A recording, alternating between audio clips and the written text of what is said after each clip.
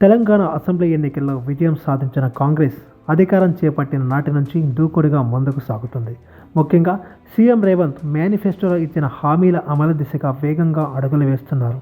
ఇదే క్రమంలో లోక్సభ ఎన్నికల్లో మెరుగైన ఫలితాలు సాధించాలని చూస్తున్నారు. అలాగే అసెంబ్లీ ఎన్నికల్లో ఓటమి పాలైన బీఆర్ఎస్, పెద్దగా ప్రభావం చూపని బీజేపీ కూడా లోక్సభ ఎన్నికలపై ఇప్పటి నుంచే ఫోకస్ చేస్తున్నాయి.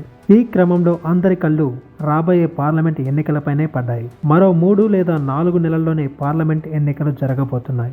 వీటిలో అసెంబ్లీ ఫలితాలే పునరావృతం అవుతాయా లేక ఫలితాలు మారతాయా అన్న చర్చలు సాగుతున్నాయి. ఈ నేపథ్యంలో తాజాగా టైమ్స్ నౌ ఒక సర్వే విడుదల చేసింది. దాని ప్రకారం ఇప్పటికిప్పుడు లోక్సభ ఎన్నికలు జరిగితే ఎవరిది విజయం అని సర్వే నిర్వహించినట్టు చెప్పింది. ఈ సర్వే ప్రకారం కాంగ్రెస్ ఎక్కువ స్థానాలు గెలిచే ఛాన్స్ ఉంది. కాంగ్రెస్కు 8 నుంచి 10 సీట్ల మధ్య గెలుపు ఖాయమని సర్వే తేల్చింది. ఇక బీఆర్ఎస్, బీజేపీలకు చెరో 3 సీట్లు గెలుచుకునే అవకాశం ఉన్నట్లు తెలిసింది. ఎంఐఎంకు 1 సీటు గ్యారంటీ అని చెప్పింది. అసెంబ్లీ ఎన్నికల్లో జరిగిన ఓటింగ్ సరళి, ఆయా పార్టీలకు వచ్చిన ఓటింగ్ శాతాలు, అలాగే ప్రజల్లో అభిప్రాయాలు పరిగణలోకి తీసుకుని సర్వే నిర్వహించినట్లుగా టైమ్స్ నౌ ప్రకటించింది. 2019 ఎన్నికల్లో కాంగ్రెస్ కేవలం 3 ఎంపీ సీట్లను మాత్రమే గెలుచుకుంది. బీఆర్ఎస్ 9, బీజేపీ 4 చోట్ల గెలిచింది.